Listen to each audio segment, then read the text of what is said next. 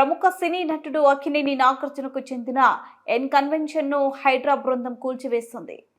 మాధాపూర్లో భారీ బందోబస్తు మధ్య కన్వెన్షన్ కూల్చివేతను అధికారులు చేపట్టారు. తుమ్మిడి చెరువును కబ్జా చేసి ఈ నిర్మాణం చేపట్టారని ఆరోపణలు ఉన్నాయి. 3.5 ఎకరాలు కబ్జా చేసి కన్వెన్షన్ను నిర్మించారని అధికారులకు ఫిర్యాదులు వచ్చాయి. హైదరాబాద్ పార్కులో అక్రమ నిర్మాణాలను అడ్డుకునేందుకు ముఖ్యమంత్రి Revanth Reddy HYDRAA disaster management and asset protection agency తీసుకొచ్చారు. ప్రభుత్వ భూముల్లో ఆక్రమణలను తొలగించడం, చెరువులను రక్షించడం, విపత్కర పరిస్థితుల్లో నగరానికి అండగా ఉండటం దీని ప్రధాన లక్ష్యాలు. ఇది కబ్జాదారుల వెన్నులో వణుకు పుట్టిస్తుంది. నిత్యం ఏదో ఒక చోట అధికారులు ఆక్రమణలను కూల్చివేస్తున్నారు.